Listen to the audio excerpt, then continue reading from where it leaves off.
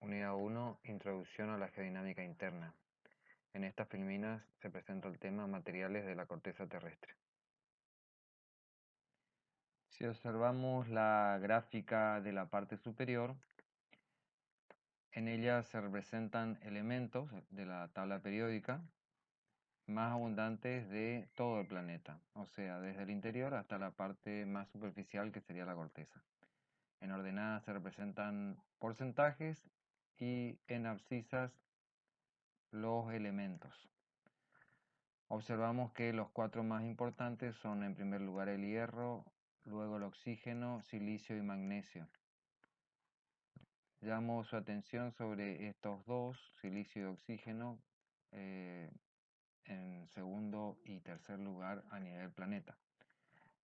En la gráfica inferior se representan también elementos de la tabla periódica más abundantes, pero en la corteza terrestre, o sea, la capa sólida más externa del planeta. Vemos aquí que los dos elementos que ocupaban el segundo y tercer lugar, aquí ocupan el primer y segundo lugar. El oxígeno en primer lugar y el silicio en segundo lugar. Debido a esto, uno de los minerales más importantes de la corteza terrestre son el grupo de los silicatos, que son unos minerales formados por la combinación de silicio y oxígeno. Si revisamos una definición de mineral, decimos que se trata de un elemento o una combinación química de elementos. Es decir, elementos químicos de la tabla periódica se combinan para originar minerales. Ejemplo, el óxido de hierro resulta de la combinación de oxígeno con hierro. El silicato félsico de la combinación de silicio con oxígeno. Por otra parte, los minerales son originados a través de un proceso natural y están conformados exclusivamente por materia inorgánica. Presentan una estructura cristalina y tienen propiedades físicas y químicas bien definidas.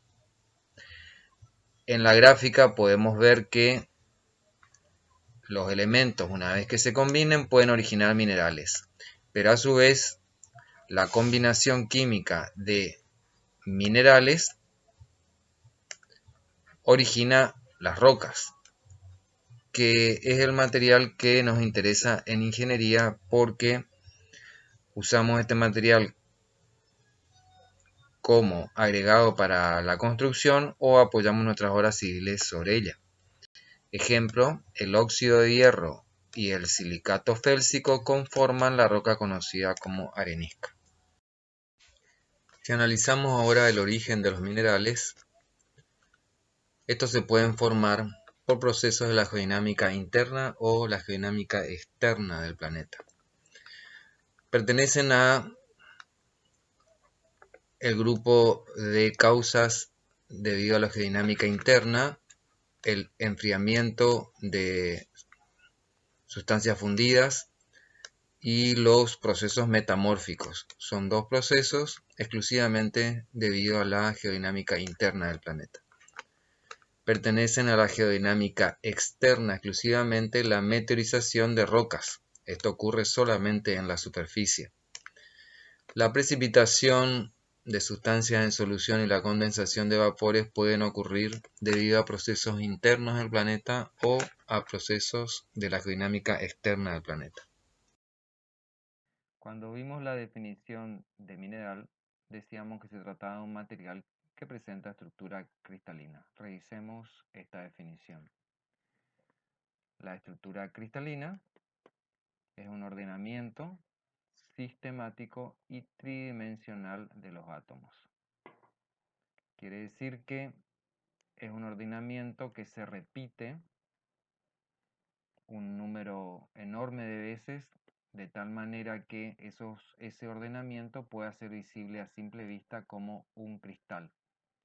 En la imagen de la derecha se observa un cristal de cuarzo, que es lo que podemos observar a nivel microscópico. Esto implica un ordenamiento de sus átomos para que logren esta forma. Esta estructura cristalina no es otra cosa entonces que la repetición de lo que podría llamarse la celda unidad, o sea, un polígono ideal. Para el caso de la imagen de la izquierda, vemos que se trata de un cubo. Si ese polígono, conformado por una serie de átomos, se repite una enorme cantidad de veces, esto que se produce a nivel microscópico podremos observarlo a nivel macroscópico como un cristal.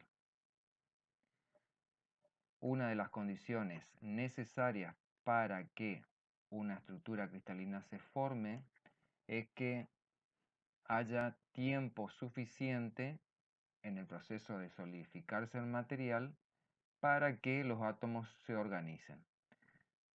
Si el enfriamiento, la pérdida de calor del material es muy rápido, el material se solidifica, pero no se organiza, no se ordena sistemáticamente, de tal manera que no se obtiene un cristal. Cuando hablamos entonces de proceso de cristalizar, o sea, visibilizar cristales, implica una organización sistemática de sus átomos a nivel microscópico. Existen distintas formas de ordenarse o organizarse atómicamente las partículas para dar lugar a estructuras irregulares, estructuras en paralelos, algunas organizaciones particulares conocidas como maclas, que tomen los minerales de aspectos tabulares, fibroso o prismático, dependerá de la manera en que se organizan los átomos y por lo tanto dan estructura cristalina. Si hacemos un repaso de los enlaces químicos, existen básicamente 4 maneras de enlazarse o combinarse químicamente los átomos: a través de un enlace iónico, un enlace covalente, un enlace metálico o un enlace residual que no actúa de manera individual, sino que siempre está asociado a cualquiera de los 3 anteriores. De todos ellos, el covalente es aquel en que los átomos comparten electrones. Este tipo de enlace es interesante para la ingeniería porque dan minerales de extremada dureza, y esa dureza de los minerales es transferida a las rocas que usamos como material de construcción o para apoyar las obras civiles. Si estudiamos ahora las propiedades físicas de los minerales, existen algunas propiedades ópticas y propiedades mecánicas que son sencillas de realizar y por eso se utilizan en el reconocimiento macroscópico de minerales. Entre las propiedades físicas ópticas tenemos el color y el brillo. Como su nombre lo indica, en estas propiedades no hay que hacer ningún tipo de ensayo, simplemente observar el mineral y describir el color, el cual puede ser aparente, que es el que se ve a simple vista, y el color verdadero es el que se obtiene de rayar o visualizar el polvo del mineral. El brillo, que se describe según la intensidad o según la calidad. Cuando se describe la intensidad, nos interesa describir si es brillante o si es apagado, y 2 situaciones intermedias. Cuando se describe la calidad, lo comparamos con algún tipo de brillo conocido como el del vidrio, el del metal, el del nácar, y la calidad mate es indicativa de la falta de brillo. Entre las propiedades mecánicas, aquellas que necesitan realizar algún tipo de ensayo, tenemos el peso específico, que es la relación entre la densidad del mineral y la densidad del agua. la dureza, que es la resistencia de un mineral a ser rayado. Se utiliza la escala de Mohs. Y la fractura, que es la forma en que se parte o se fracciona el mineral, se observan las superficies expuestas. Si en particular esas superficies son planas, decimos que se trata de un clivaje. Es un tipo de fractura especial cuyo resultado dan superficies planas. Dijimos que para medir dureza de minerales se utiliza la escala de Mohs, que es una escala relativa de dureza. No se expresa en valores absolutos, sino en valores comparativos. Va desde 1 hasta 10. Los números más grandes rayan a los de menor valor absoluto. Los minerales representativos están descritos empezando con una dureza muy baja, como la del talco, y el mineral natural más duro, que es el diamante. Otro mineral muy conocido es el cuarzo, de lo que están hechos los granos de arena de la playa, del río. Se colocan también valores absolutos para tener algún tipo de referencia. Es interesante el valor que corresponde a 5,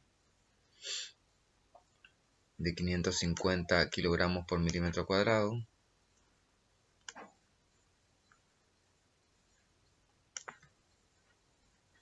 Este mineral es rayado por el clavo de acero y se le otorga una dureza de 5,5. Lo interesante de este valor es que todos los minerales y rocas que se utilizan en la construcción normalmente superan este valor de 5,5. O sea, es interesante al momento de hacer un ensayo de campo con una hoja de acero, con un clavo de acero. Si logra rayarlo, tiene una dureza inferior y por lo tanto no es querible para hormigones resistentes. Siguiendo con las propiedades mecánicas, la fractura se describe con algunos nombres que representan formas de fractura características. Ejemplo, la concoide o concoidal, que hace referencia a la formación de superficies cóncavas y convexas en su proceso de fractura. La fractura desigual o irregular, cuando el mineral rompe sin ninguna característica particular. La textura terrosa, hace referencia al desgranamiento, al tacto. La astillosa es similar al de los materiales fibrosos como la madera. Dentro de las propiedades mecánicas habíamos dicho que el clivaje es una forma de fractura especial que da como resultado superficies planas. Pueden distinguirse clivaje en 1, 2 y 3 direcciones, como las que se muestran en la imagen. El clivaje en una dirección es típico del mineral biotita, mica negra. Un clivaje como de 3 direcciones es común en la calcita, que se muestra aquí abajo. Para complementar la descripción física de los minerales, se complementan con algunas características químicas como la fórmula y el grupo químico al que pertenece. La fórmula química, una vez reconocida a través de algunas de sus propiedades como el color, la dureza, puede obtenerse de tablas y enlaces que hacen referencia a los minerales. De igual manera, el grupo químico con base en la clasificación Dana, que divide a los minerales en 12 grupos, de los cuales los más comunes habíamos visto que son los minerales silicatos, el grupo de los minerales silicatos, cuyo radical ácido se escribe como silicio oxígeno 4. Le siguen los carbonatos, el radical ácido se describe como carbono oxígeno 3. Le siguen los óxidos y por último los sulfatos como grupo químico más abundante en la superficie. Los sulfatos, el radical ácido se describe como azufre oxígeno 4. Cuando hablamos del grupo de minerales silicatos, cuyo radical ácido se escribe silicio oxígeno 4, la estructura fundamental de este grupo químico está compuesto por un silicio y 4 oxígenos, como puede observarse en las imágenes. El silicio se ubica en el centro y los oxígenos en las aristas de una figura que se conoce como tetraedro, o sea, un polígono de 4 lados. Como habíamos visto al principio, el 92% de los minerales de la corteza terrestre pertenecen al grupo de los minerales silicatos. El grupo de minerales silicatos se divide en subgrupos que van desde una geometría sencilla, un agrupamiento de tetraedros aislados, hasta un agrupamiento cada vez más complejo que forman mallas o estructuras tridimensionales. Conforme aumenta la complejidad del agrupamiento, el mineral aumenta en resistencia mecánica y resistencia a la metrización química. Los agrupamientos más simples correspondientes a los nesosilicatos, que se corresponde con los silicatos o tetraedros aislados, pasando por los tetraedros que se agrupan en forma de anillo, en forma de cadenas simples o cadenas dobles, para seguir con tetraedros que tienen una estructura laminar y por último los que corresponden a un agrupamiento tridimensional, como el cuarzo. Dentro del grupo de los silicatos nos interesa, cuando estudiamos suelos, el grupo de minerales filosilicatos. Se tratan de tetraedros de capas paralelas que fallan como si fueran hojas o láminas. Existen varias familias, la del talco, las micas, la clorita. En particular, en la ingeniería nos interesa la familia de los minerales arcillosos, que son capas de tetraedros unidas a capas de octaedros. Se reconocen 3 grupos: el grupo de la illita, de la montmorillonita y de la kaolinita. También nos interesa el grupo de los tectosilicatos,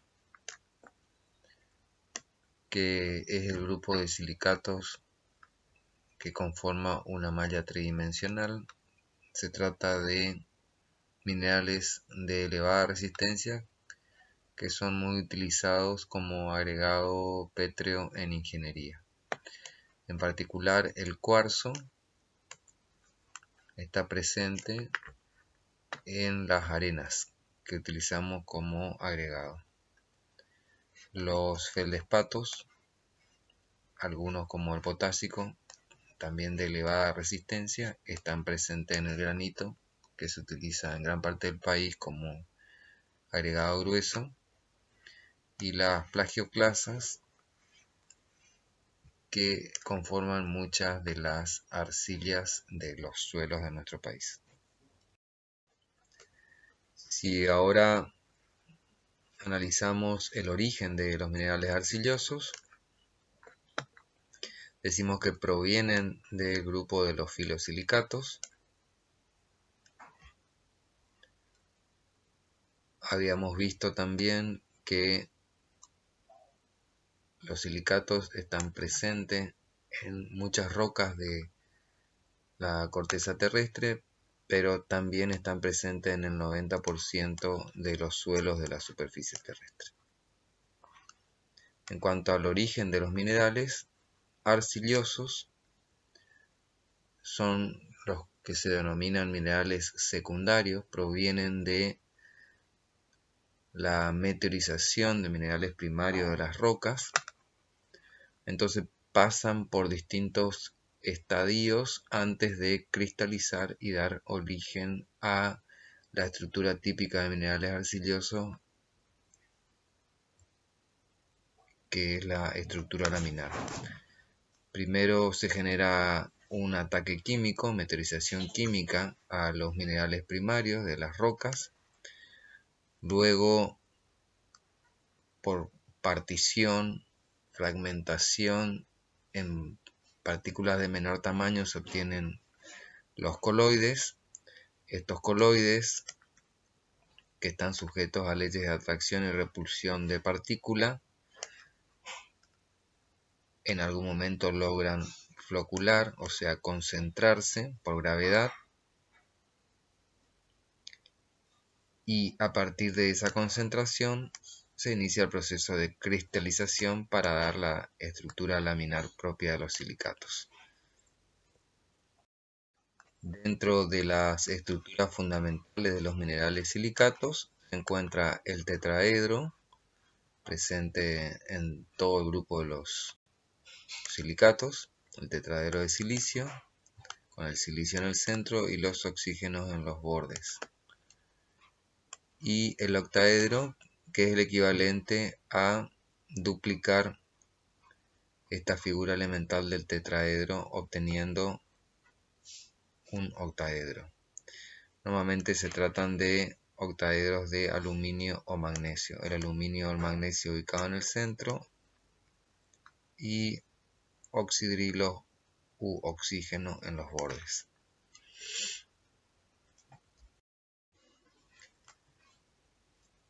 Dentro de las estructuras fundamentales habíamos visto que se encuentran los tetraedros y los octaedros.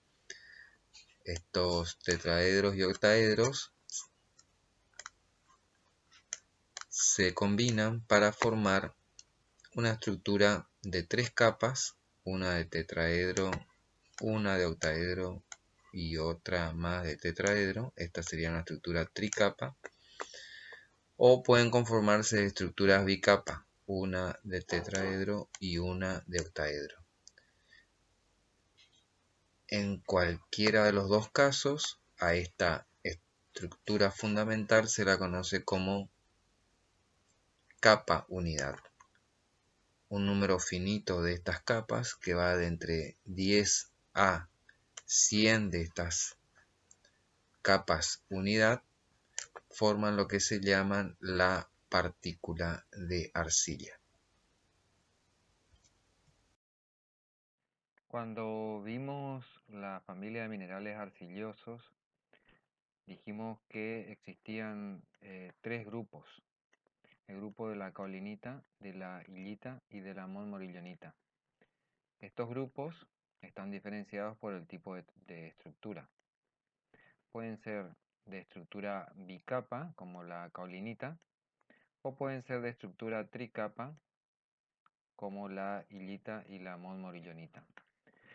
Cuando se dice bicapa o tricapa, si miramos en la imagen inferior derecha, hace referencia a que tienen una capa de tetraedro, representada con la letra T, una de octaedro en el centro, con la letra O, y una de tetraedro nuevamente con la letra T. Esta sería una estructura tricapa, O, T, O, T. También tenemos la estructura bicapa, o sea, tetraedro octaedro, TO. Se conoce también con la simbología 1-1 y para la tricapa 2-1, 2 de tetraedro y una de octaedro. Todos los suelos tienen un porcentaje de minerales arcillosos que forman parte de la fracción fina del suelo. Este tipo de estructura, bicapa o tricapa, permite una mayor o menor incorporación de algunos elementos o moléculas en sus espacios interlaminares. Recordemos que esta estructura TOT o capa unidad constituye una lámina y entre dos láminas, entre esta lámina y una subsiguiente por encima o por debajo, está lo que se conoce como el espacio interlaminar. En ese espacio interlaminar pueden incorporarse elementos o moléculas y en algunos casos permanecer vacío. En el caso de la caulinita, el espacio interlaminar permanece vacío. En el caso de la illita, es común que se incorpore potasio. Y en el caso de la monmorillonita, no solo permite la incorporación de elementos, sino también de moléculas de agua. Como resultado de esta estructura y esta mayor capacidad de incorporar e intercambiar cationes y moléculas, el comportamiento de la caulinita, bicapa, TO, presenta una baja sustitución isomorfa. O sea, no existe movilidad de cationes, no hay intercambio de cationes entre la partícula de arcilla y el resto de las partículas del suelo. Significa que tiene una capacidad de intercambio catiónico muy baja. Esto es, tiene poca reactividad química, intercambia pocos cationes o ninguno. Y eso le otorga una característica a este tipo de arcillas de ser no expansiva o muy poco expansiva. En el otro extremo está la monmorillonita, que tiene estructura TOT o tricapa. Tiene alta sustitución isomorfa, o sea, permite el intercambio de cationes, siguiendo la regla de que el catión de mayor valencia reemplaza al de menor valencia, y por lo tanto su capacidad de intercambio catiónica es alta. Como resultado de esto, resulta ser un grupo de minerales muy expansivo y le otorga esta propiedad de ser expansivo a los suelos de los cuales forma parte.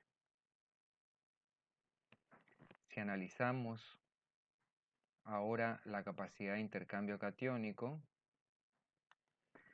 vemos que las arcillas tipo 1,1 bicapa tienen valores muy bajos de capacidad de intercambio catiónico. Esto es, son muy estables, son muy poco reactivas, o sea, son muy estables ante la meteorización química. En cambio, las arcillas tipo TOT o 2,1 presentan valores elevados de capacidad de intercambio catiónico, esto es, son muy reactivas y por lo tanto inestables y muy activa químicamente respecto de la meteorización. Como habíamos visto, en la familia de minerales arcillosos existían tres grupos de minerales: la caolinita, la ilita y la montmorillonita. Se tratan en todos los casos de aluminosilicatos. Vimos también que eran diferentes en sus estructuras. La caolinita era una estructura bicapa de tetraedro octaedro, TO, una capa de tetraedros y una capa de octaedros, mientras que la ilita y la montmorillonita eran estructuras tricapa, una de tetraedro, una de octaedro, una de tetraedro, TOT. Otra diferencia importante es que la caolinita no incorpora ningún tipo de elemento o molécula en su espacio interlaminar, mientras que la montmorillonita incorpora numerosos cationes e incluso puede incorporar agua entre el espacio laminar entre dos capas unidad. La ilita incorpora solamente potasio. Eso hace que la caolinita, el grupo de la caolinita, tenga muy baja capacidad de intercambio catiónico y la montmorillonita muy alta capacidad de intercambio catiónico. El hecho de que pueda absorber moléculas de agua también hace que este mineral arcilloso sea muy expansivo, mientras que la caolinita es muy poco expansiva. La sustitución isomorfa consiste en el reemplazo de iones de menor valencia por otros de mayor valencia. Esto ocurre en los iones centrales de las estructuras de los minerales arcillosos. Cuanto la carga será mayor o tendrá mayor intensidad cuando la sustitución isomorfa ocurra cerca de la superficie. Esta sustitución hace que aparezcan cargas negativas superficiales que después pueden provocar el fenómeno de adsorción.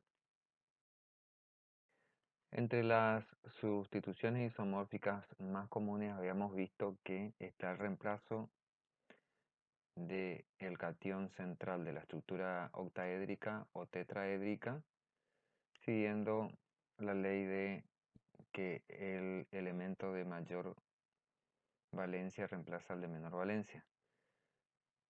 En las capas octaédricas normalmente el magnesio reemplaza al aluminio y en las capas tetraédricas el aluminio reemplaza al silicio. Esto trae como consecuencia la expansión de la red cristalina, o sea, se hace una red más débil, y además la aparición de cargas electrostáticas en la superficie. Estas cargas electrostáticas tienen signo negativo y permiten que diferentes cationes puedan unirse al cristal. Esta capacidad de atraer cationes es conocida como capacidad de intercambio catiónico. La carga electrostática negativa causada en la superficie de las partículas minerales arcillosos debido a la sustitución isomórfica y a la capacidad de intercambio catiónico permite el fenómeno de adsorción con D, diferente del fenómeno de absorción. Este fenómeno de adsorción es un fenómeno de superficie en el que cationes son fijados, atraídos y fijados de la masa del suelo a la superficie de la partícula de arcilla. Los límites de Atterberg, el límite líquido, el límite plástico y el índice plástico, que veremos en unidades próximas dependen fuertemente de el tipo de ion intercambiado, o sea, dependen de la capacidad de intercambio catiónico de la arcilla. De hecho, los límites de Atterberg son una medida de la capacidad de intercambio de un suelo, o sea, su capacidad de reacción química o su capacidad de ser más estables o más inestables a la meteorización química. La roca es un material de la corteza terrestre, es una sustancia sólida originada por procesos naturales y es de composición inorgánica. Está conformada por un mineral o una combinación de minerales por los que sus propiedades físicas y químicas pueden ser heterogéneas. Si hablamos del ciclo de la roca, este ciclo explica los procesos de formación de la roca y divide a este material en tres tipos de rocas: el grupo de rocas ígneas, metamórficas y sedimentarias. Estos tres grupos se forman en distintos ambientes de formación. Un ambiente correspondiente a la superficie terrestre, con condiciones de presión y temperatura propias de la biosfera, donde habita el ser humano, y otro ambiente con elevadas presiones y temperaturas propias del interior del planeta. En el límite entre la litósfera y la mesósfera, el material puede fundirse. El material sólido roca, en estado fundido, genera lo que se conoce como magma. El magma puede solidificar en el interior de la corteza y dar lugar a la roca ígnea intrusiva, o puede buscar ascender a través de la corteza, conformar los volcanes y salir en forma de lava y solidificar en la superficie terrestre, dando lugar a la roca ígnea extrusiva o volcánica. Una vez la roca alcanzada la superficie terrestre, es sometida a fenómenos de la dinámica externa del planeta, como lo son la meteorización y la erosión. La meteorización, que provoca transformación química y cambios físicos en el material, los particiona en tamaños pequeños y permite actuar a la erosión, que remueve el material, lo transporta y lo acumula en zonas de menor nivel topográfico. Las rocas formadas en la superficie terrestre son conocidas como rocas sedimentarias. A través de algunos procesos geodinámicos, como la subducción, esta roca puede reingresar al interior de la litósfera y volver a ingresar al ambiente de alta presión y alta temperatura. Antes de alcanzar los valores de temperatura y presión necesarios para que el material se funda, la roca puede sufrir cambios en estado sólido. Este grupo de rocas sometidas a elevadas presiones y temperaturas, que sufre transformaciones en estados sólidos sin pasar por el estado de fusión, es conocido como rocas metamórficas. El ciclo termina cerrándose cuando se produce la fusión del material, la roca sólida pasa al estado fundido, dando origen nuevamente al magma, en donde podemos iniciar el ciclo que explicamos recién. Entonces, las rocas ígneas pueden originarse a partir de magma en el interior de la corteza terrestre o a partir de lava en la superficie terrestre. Las rocas que solidifican en el interior de la corteza terrestre a partir de magma tienen mucho tiempo para solidificar y por lo tanto logran formar estructura cristalina. Sin embargo, las rocas que provienen de la solidificación de la lava se vuelven sólidas en muy corto tiempo y por lo tanto no tienen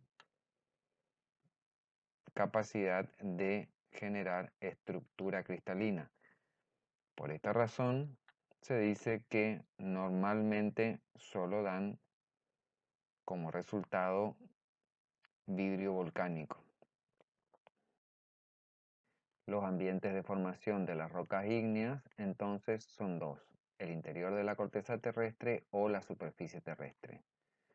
En el interior de la corteza terrestre forman cuerpos intrusivos, la roca logra cristalizar porque forma estructuras cristalinas, mientras que en la superficie terrestre sale a través de volcanes o por coladas en bordes sometidos a extensión, lo que son conocidos como bordes divergentes, y por esta razón no logran cristalización.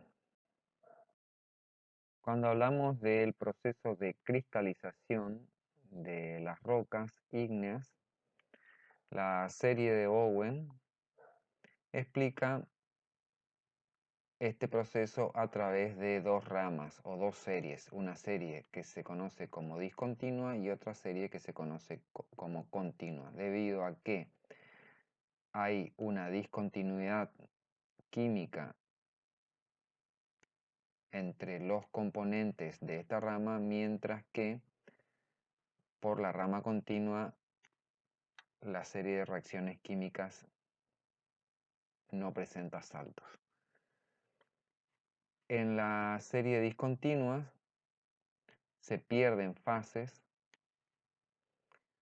esto es, la fase sólida se pierde y no interactúa con la fase fundida, dando lugar a una cristalización fraccionada. En cambio, en la cristalización en equilibrio, en la serie continua, no se pierden fases, o sea, la fase sólida, la parte que solidifica de la materia fundida, interactúa todo el tiempo con la materia que se haya fundida según va bajando la temperatura. ¿Qué información nos da la serie de Bowen? Por una parte nos dice que el régimen de temperaturas va de entre 1500 grados Celsius a 500 grados Celsius, que es la temperatura más baja para que todos los materiales se vuelvan sólidos. Por encima de los 1500 grados Celsius, todos los materiales se hallan en estado fundido. Por otra parte, los materiales de estructura simple se hallan en la parte más elevada de la serie. Estos son los silicatos de tetraedros aislados, mientras que los silicatos de estructuras tridimensionales, como los tectosilicatos, que presentan una estructura más compleja, se hallan en la parte inferior de la serie. Otra información que nos da es que la resistencia a la meteorización química es muy baja cuando se trata de las estructuras simples, mientras que la resistencia a la meteorización química es elevada cuando se trata de las estructuras complejas. En esta gráfica mostramos la textura y la composición mineralógica de las rocas. En ordenadas se aprecia el volumen de los minerales en porcentaje, mientras que en abscisas el porcentaje de sílice, silicio oxígeno 2, que presentan las rocas.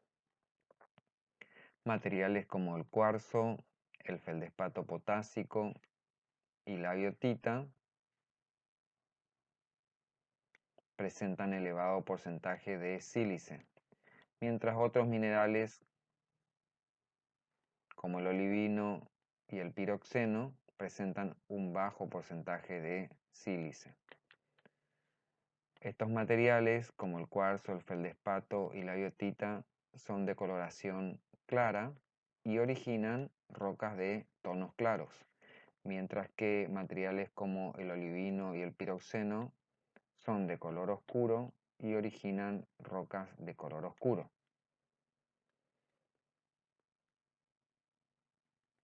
Este grupo de minerales da origen a las rocas que llamamos félsicas, félsicas por feldespato y sílice.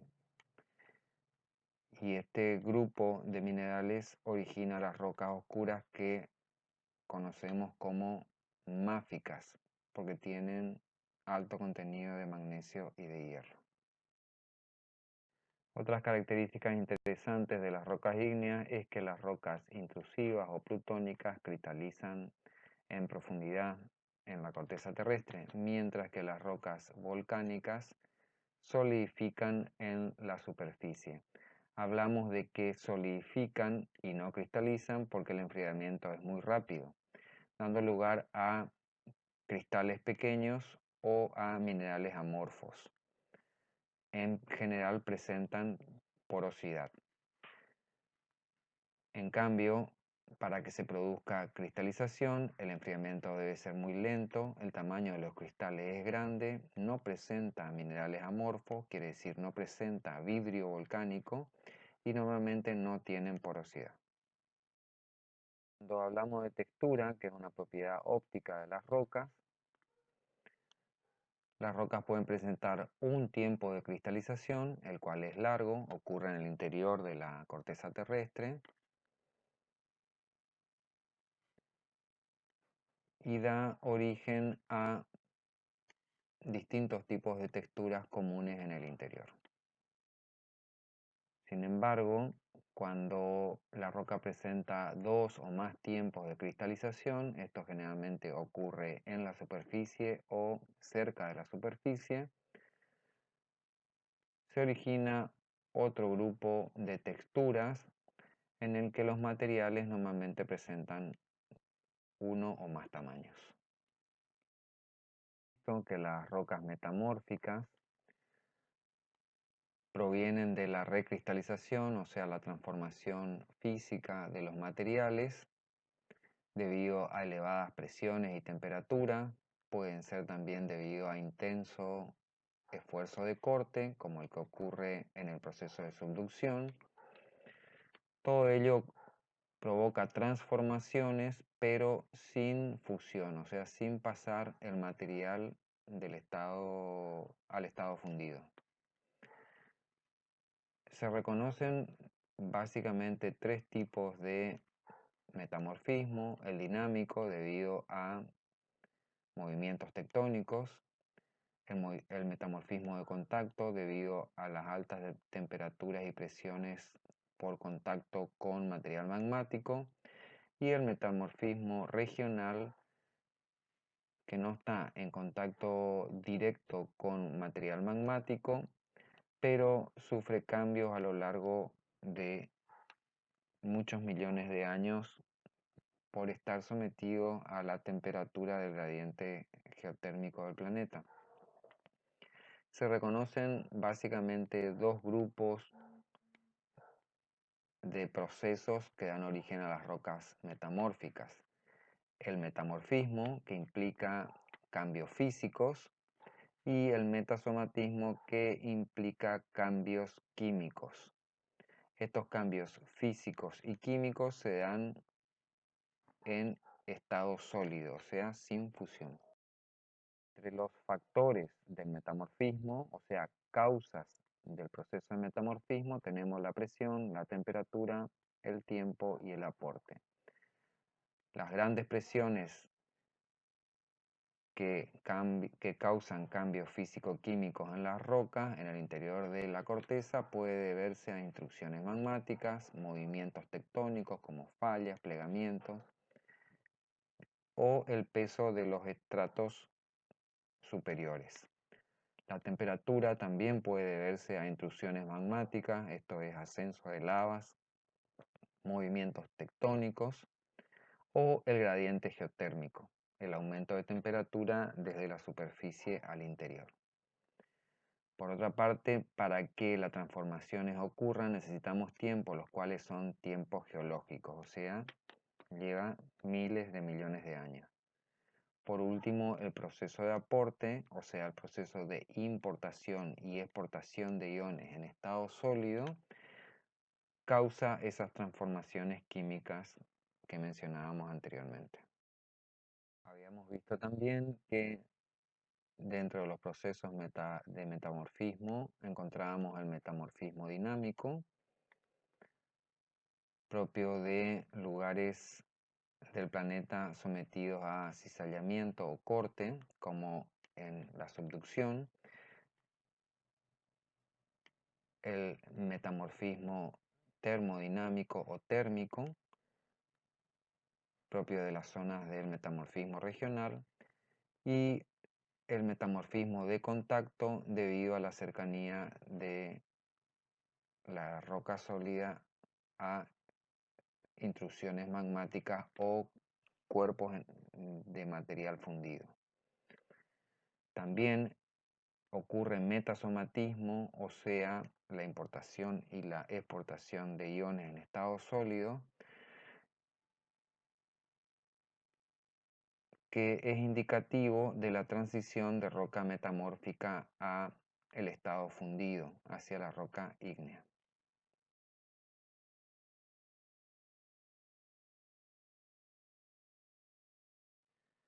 En el proceso de génesis de las rocas metamórficas, al igual que las rocas ígneas, interviene la temperatura como condicionante de los cambios físicos y químicos que habíamos mencionado anteriormente. Con bajos grados de temperatura, el metamorfismo también es bajo. Con elevadas presiones y temperaturas, el metamorfismo es elevado. O sea, un incremento del grado de metamorfismo con el aumento de temperatura.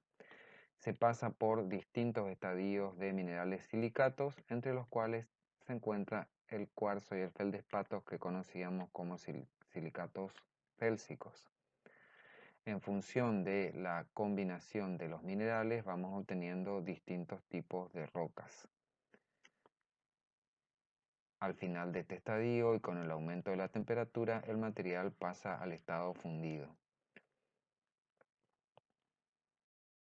Las rocas metamórficas, en cuanto a su textura, pueden reconocerse básicamente dos grupos.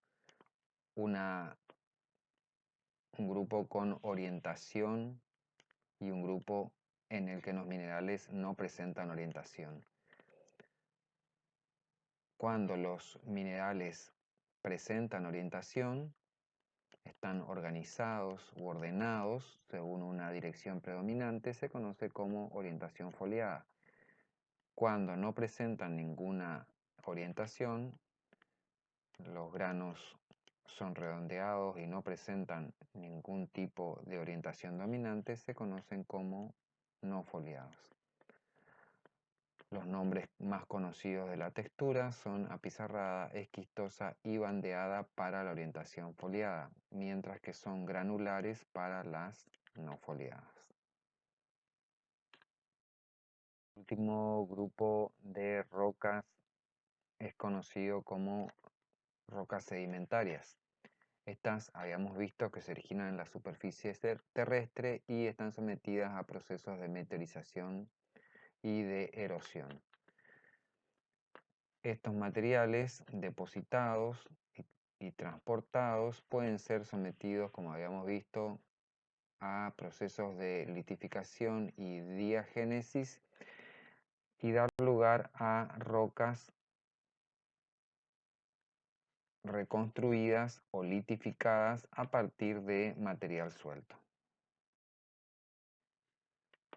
Dentro del ambiente de formación de las rocas sedimentarias, habíamos dicho que se encuentran o se generan, originan en la superficie terrestre. ¿A qué denominamos superficie terrestre?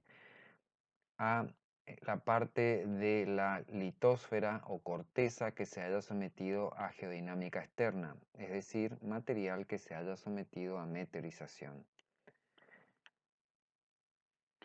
La parte de la litosfera que se haya sometido a geodinámica interna no se halla meteorizada. De tal manera que podemos decir que en la superficie terrestre encontramos distintos tipos materiales y llamamos o denominamos superficie terrestre a aquella zona de la litosfera en la que actúa la meteorización. Los materiales que podemos encontrar básicamente son el suelo y la roca. La roca puede estar meteorizada y se conoce como regolita, o puede estar no meteorizada y se conoce como roca firme, roca madre. La roca, ya sea meteorizada o no meteorizada, tiene composición inorgánica. El material conocido como suelo no se clasifica como roca, es un material distinto, tiene composición orgánica, inorgánica y en su composición también encontramos seres vivos. Las rocas sedimentarias pueden clasificarse en detríticas o clásticas cuando provienen de la meteorización física, químicas cuando provienen de la meteorización química y organógenas cuando provienen de la meteorización biofísica o bioquímica. Las detríticas se clasifican según sus tamaños, mientras que las químicas u organógenas se clasifican en función de su composición mineral. La diferencia entre ambas es que las organógenas presentan en su composición química carbono de origen mineral. Las detríticas se clasifican, habíamos dicho, en función del tamaño de los clastos o de los fragmentos. Tamaños invisibles o muy pequeños como los de la arcilla y visibles o de mayor tamaño como la arena y grava. Hemos visto entonces que la roca sedimentaria suelta se clasifica según el rango de tamaño.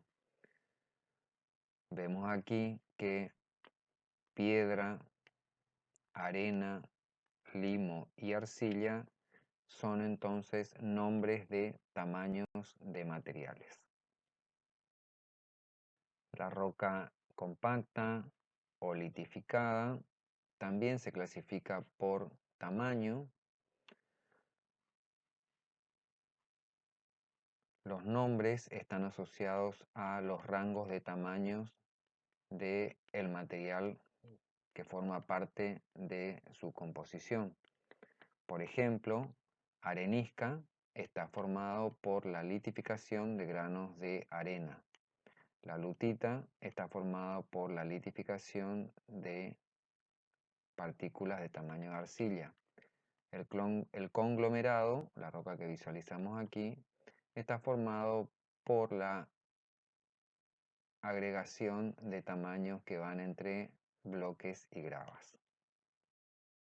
Habíamos visto que la roca sedimentaria química se clasifica en función de su composición química. Materiales como las rocas carbonatadas, que cuando tienen elevado porcentaje de carbonato de calcio, se denomina caliza. Cuando tiene elevado porcentaje de carbonato de calcio y magnesio, se denominan dolomía. En la imagen podemos ver roca sedimentaria de origen químico y de origen organógeno. Ambos grupos se clasifican en función de su composición química. Este tipo de rocas no proviene de la meteorización física. Las texturas de las rocas sedimentarias, habíamos dicho que la textura es una propiedad física óptica, se clasifica en función de su aspecto.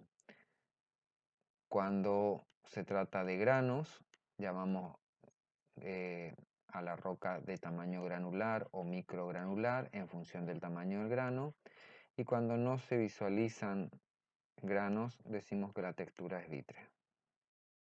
Para el reconocimiento macroscópico de rocas que vamos a realizar en el laboratorio,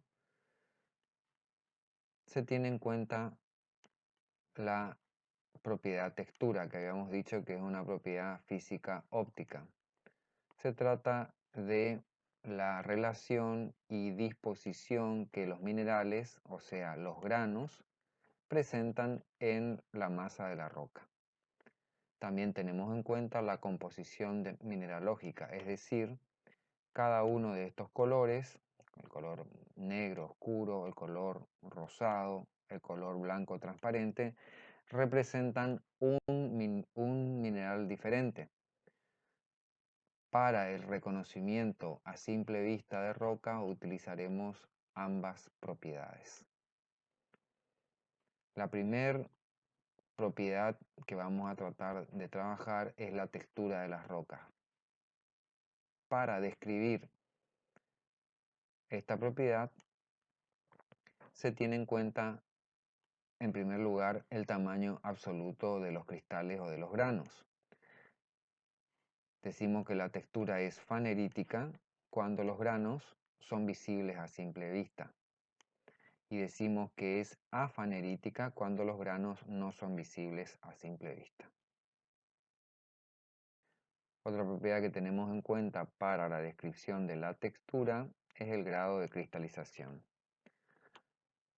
Cuando la roca está compuesta totalmente por granos o por cristales, decimos que la muestra es holocristalina. El prefijo holo hace referencia a todo, es decir, la muestra está totalmente formada por cristales. En el extremo opuesto decimos que cuando la roca está totalmente formada por vidrio, la textura es holo y halina. Holo todo y halos vidrio. El caso intermedio es cuando coexisten vidrio y cristales visibles a simple vista. También tenemos en cuenta en la descripción de la textura el tamaño relativo de los granos. Si los granos son similares entre sí, decimos que la textura es equigranular. Cuando los granos presentan diferencias en sus tamaños, decimos que la textura es inequigranular. Por último, tenemos en cuenta en la descripción de la textura la orientación de los granos. Cuando los granos presentan una disposición que indica un esfuerzo dominante, podemos decir que para las rocas ígneas presentan orientación fluidal. La orientación fluidal se caracteriza por identificar el proceso de la solidificación de las rocas mientras se hallaba en movimiento. Por esta razón, los granos presentan formas alargadas indicativas del sentido del flujo. Cuando los granos, en colores oscuros aquí representados, tienen forma redondeada, decimos que la muestra es no orientada.